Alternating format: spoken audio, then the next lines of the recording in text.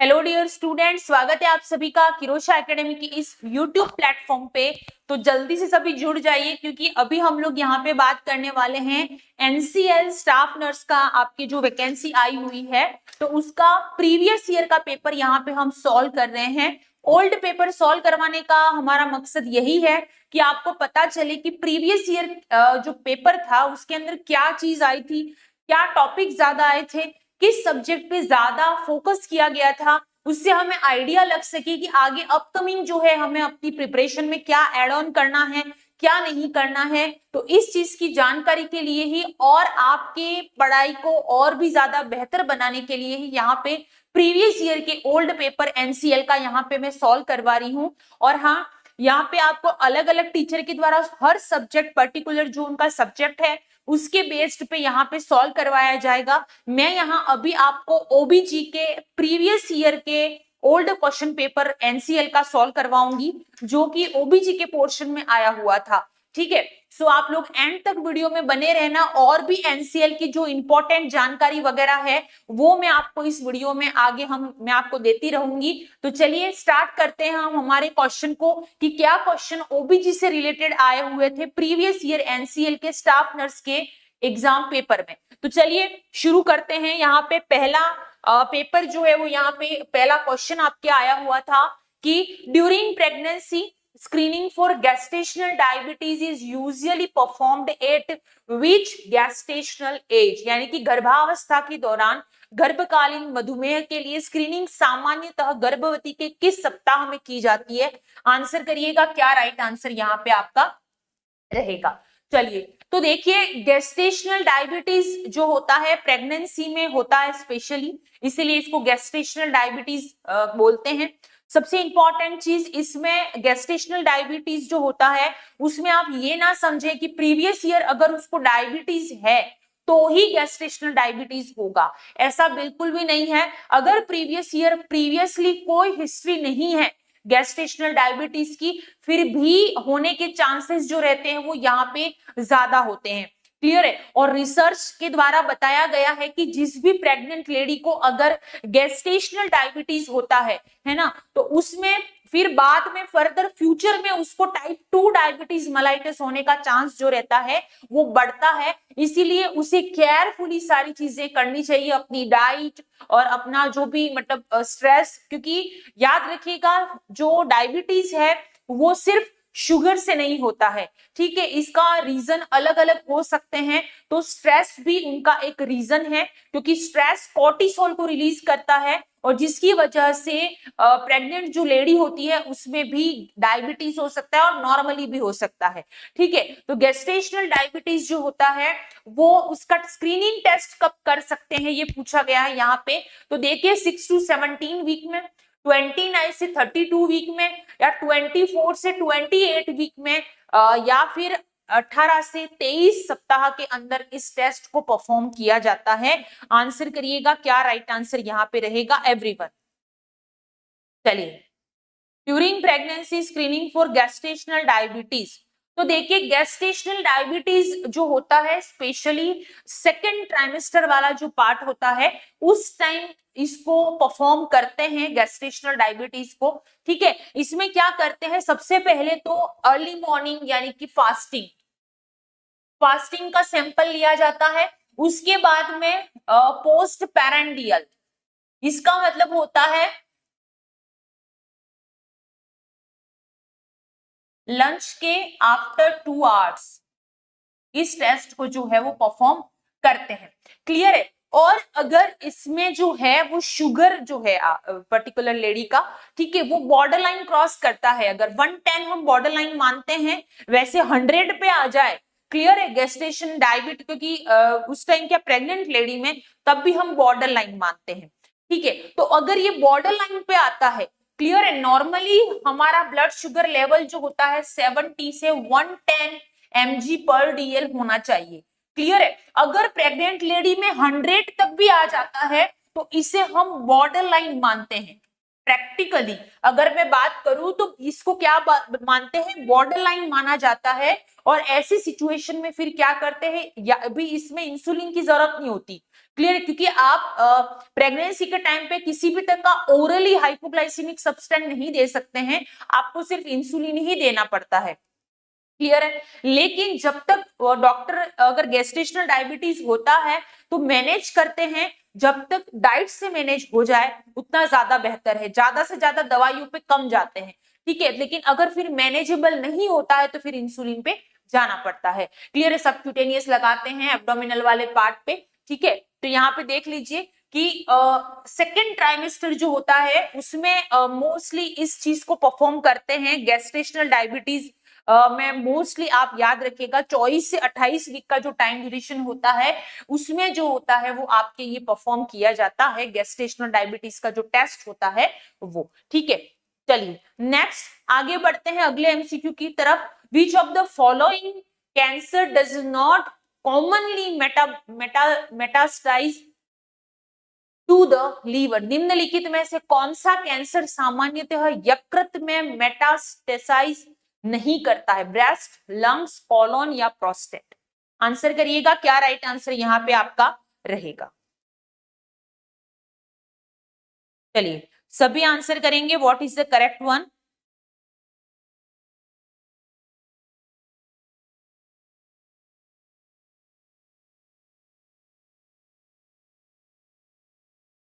चलिए सभी आंसर करेंगे, क्लास को शेयर करना है और साथ में आपको आंसर भी करना है। चलिए आंसर करेंगे, what is the correct one?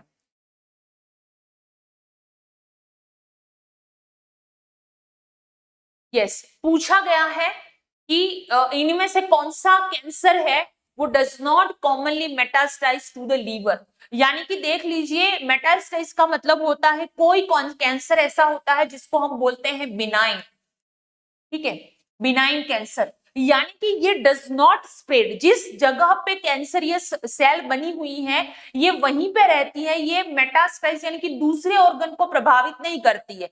लेकिन कुछ कैंसर ऐसे होते हैं जो मेटास्टाइज यानी कि अदर फैल जाते हैं, जिस जो ज्यादा डेंजरियस होता है। क्लियर है? तो वही चीज जो है वो यहाँ पे बोली गई है, ठीक है। और लीवर जो होता है, ब्रेस्ट कैंसर, लंग्स कैंसर वगैरह होता है, कोलोन कैंसर वगैरह होता है, तो ये लीवर की तरफ ज्यादा मेटास्टाइज होता है। लेकिन प्रोस्टेट कैंसर एक ऐसा कैंसर है, ठीक है, जो लीवर की तरफ मेटास्टेसिस इसका नहीं होता है, ठीक है। तो ये चीज आप याद रखिएगा, और अर्ली डिटेक्शन जो रहता है वो हेल्प करता है कि जल्दी से इसको रिजॉल्व कर ले, अदरवाइज ये बहुत ही घातक बीमारी है, आप सभी जानते हैं। तो डी यहाँ पे करेक्ट आंसर। बाकी लीवर के अंदर ब्रेस्ट कैंसर हो, लंग्स कैंसर हो, कोलोन कैंसर हो, तो ये स्प्रेड या मेटास्टाइज होगा। क्लियर है? नेक्स्ट आगे बढ़ते हैं। A primigravida with severe pregnancy induced hypertension is receiving magnesium sulphate, what should the nurse monitor most closely? Primigravida जो गंभीर गर्भावस्था प्रेरित उच्च रक्तचाप से पीड़ित है, मैग्नीशियम सल्फेट प्राप्त कर रही है, नर्स को किस चीज की सबसे घनिष्ठ निगरानी करनी चाहिए? Urine output every 8 hour, deep tendon reflex every 4 hour, respiratory rate every hours, या ब्लड प्रेशर एवरी 6 आवर्स? चलिए आंसर करेंगे, यहाँ पे क्या करेक्ट आंसर आपका रहेगा? What is the correct one? Everyone answer करिए। क्लास को एक बार शेयर करना है और साथ में आपको आंसर भी करना है। चलिए आंसर करिए।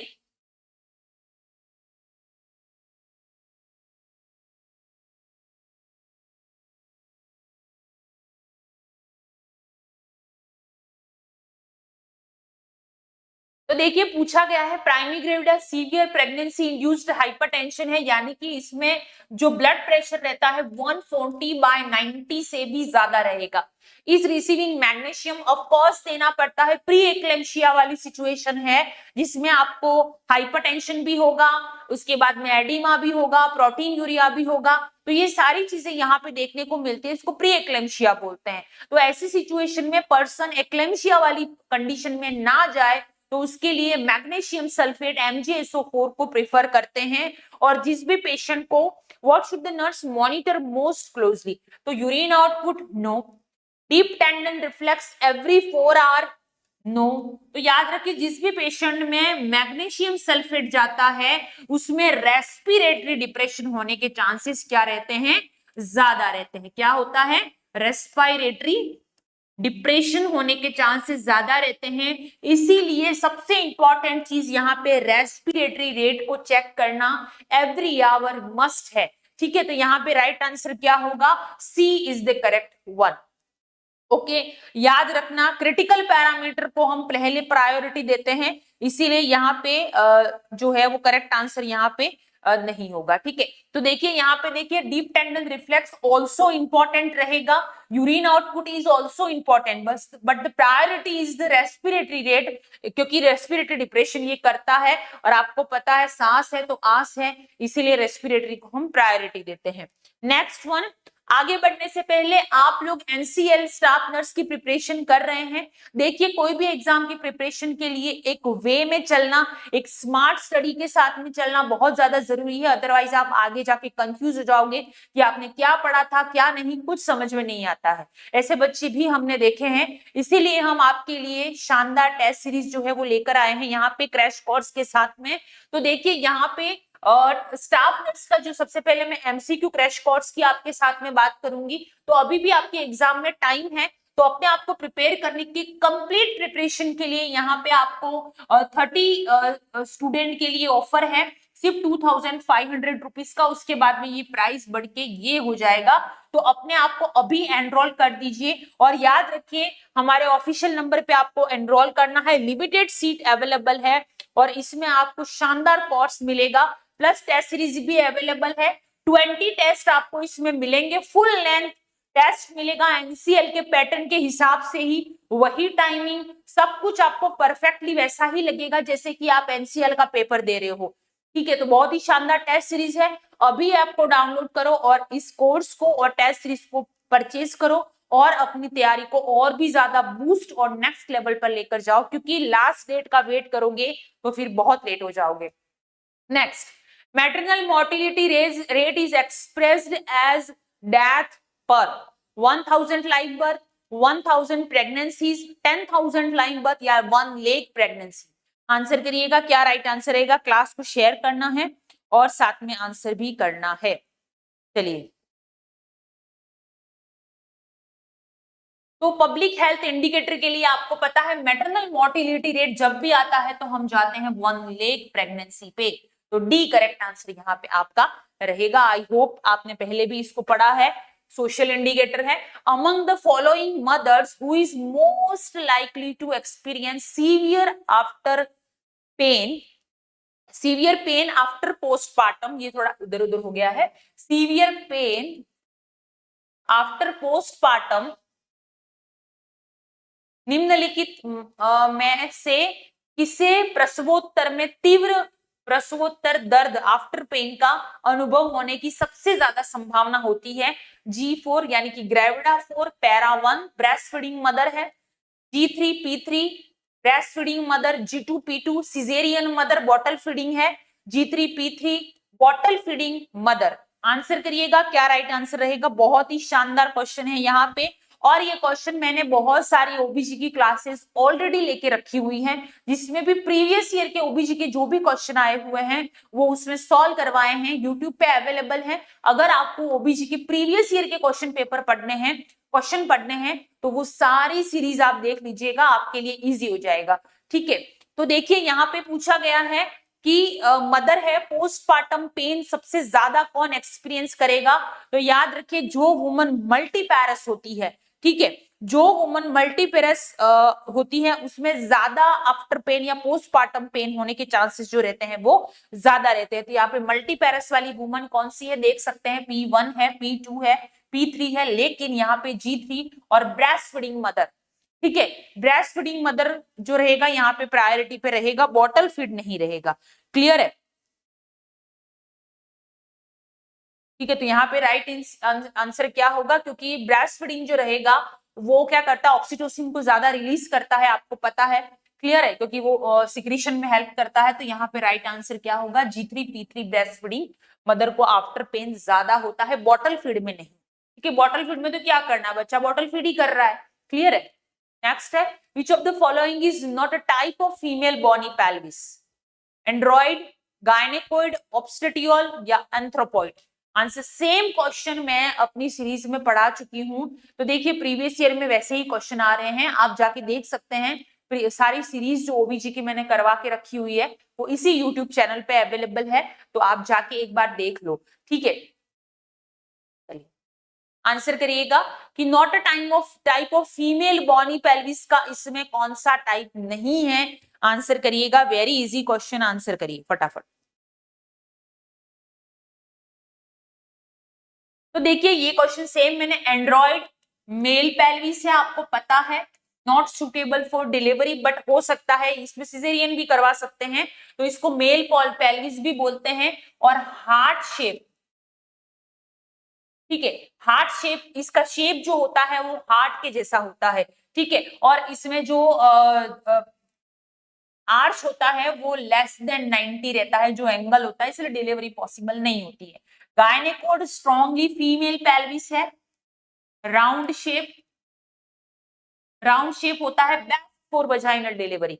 नेक्स्ट है एंथ्रोपॉइड पेल्विस, ये भी रहता है, मतलब पेल्विस का एक पार्ट है, लेकिन ऑब्स्टेटियल पेल्विस जो रहता है ये पेल्विस का पार्ट नहीं है, इसीलिए हम यहाँ पे सी करेक्ट आंसर करेंगे। नेक्स्ट है a newly married healthy couple ask for the best contraceptive method, what should the nurse advice? Barrier method, rhythm method, intrauterine device या कंबाइंड ओरल पिल्स? आंसर करिएगा, क्या राइट आंसर यहाँ पे रहेगा everyone? सभी answer करना, class को share करना है और आंसर भी करना है।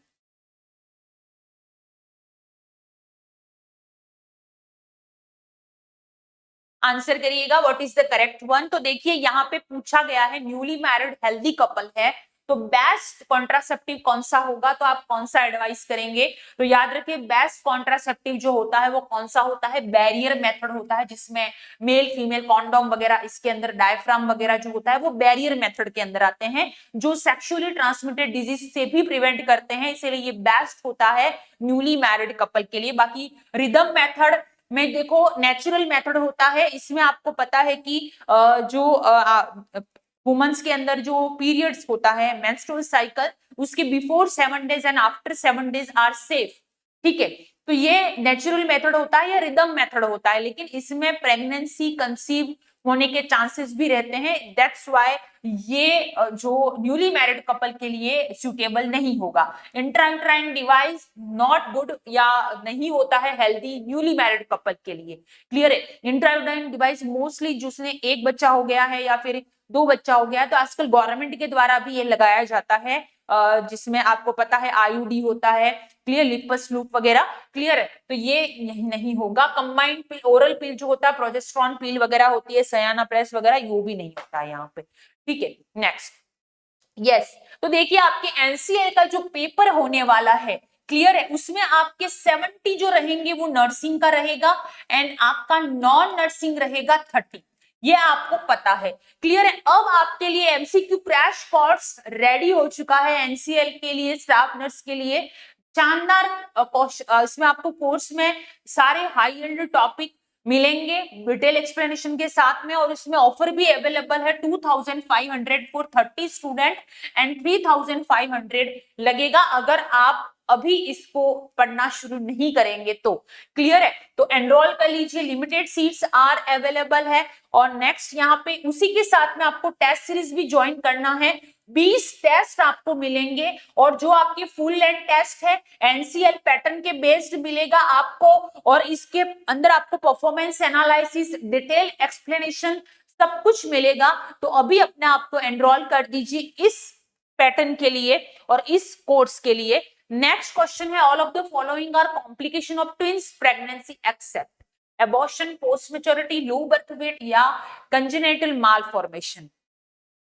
चलिए आंसर करिएगा, क्या राइट आंसर रहेगा?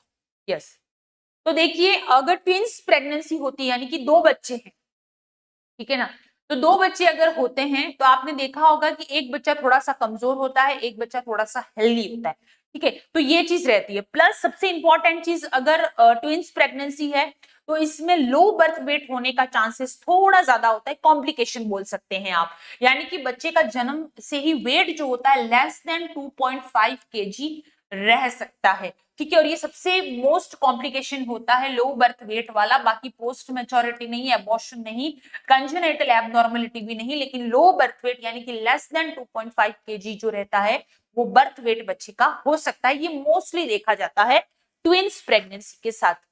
इन high risk pregnant woman with heart disease which valvular lesion is most dangerous during labor? Aortic stenosis, aortic regurgitation, mitral stenosis या mitral regurgitation? आंसर करिएगा, क्या राइट आंसर यहां पे रहेगा?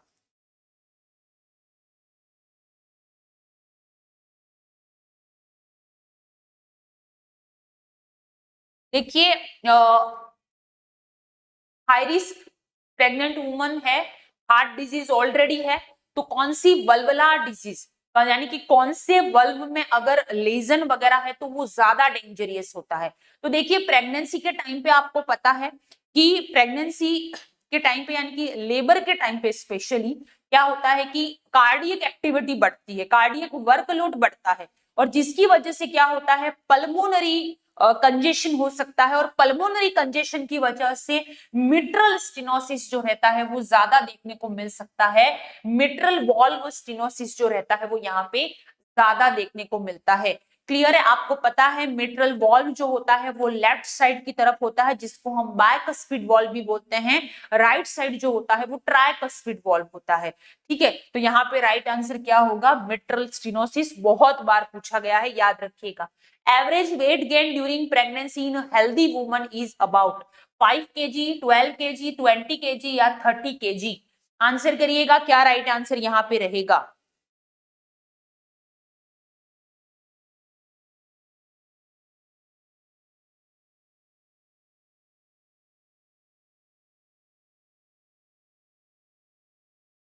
एवरेज वेट गेन कितना होगा pregnancy में, ये पूछा गया है। तो आपको पता है प्रेगनेंसी के टाइम पे 1, 5, 5 यानी कि first trimester, second trimester and third trimester, इसी तरह से पूरा 11 किलो या 11 से 13 केजी जो रहेगा वो वेट गेन यहाँ पे होना चाहिए। तो यहाँ पे बी करेक्ट आंसर आपका रहेगा। ज्यादा वेट गेन हो जाए तो भी अच्छा नहीं है, कम वेट गेन हो तो बच्चे का फीटल ग्रोथ अच्छा नहीं होगा।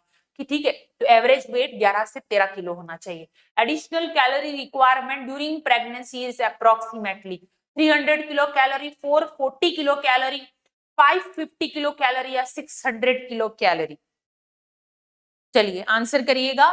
तो देखिए, प्रेगनेंसी जो टाइम ड्यूरेशन होता है उसमें अप्रोक्सीमेटली जैसे नॉर्मली वुमन के अंदर 2100 किलो कैलोरी नॉर्मली होता है, लेकिन इसमें एडिशनल आपको ऐड करना पड़ता है at the time of pregnancy या ड्यूरिंग प्रेगनेंसी 300 किलो कैलोरी, या फिर किसी किसी बुक में 350 किलो कैलोरी भी दिया हुआ होता है। क्लियर है? और एडिशनल ऐड करते हैं कब? लैक्टेशन के टाइम पे। लैक्टेशन में और भी ज्यादा कैलोरी की जरूरत होती है, 550 किलो कैलोरी लैक्टेशन में एड ऑन करते हैं। ठीक है, अगेन एनसीएल के पेपर में आपके 70% नर्सिंग है, 30% नॉन नर्सिंग है। तो 70% और 30% की प्रिपरेशन के लिए आज ही हमारे कोर्स को ज्वाइन कर लीजिए।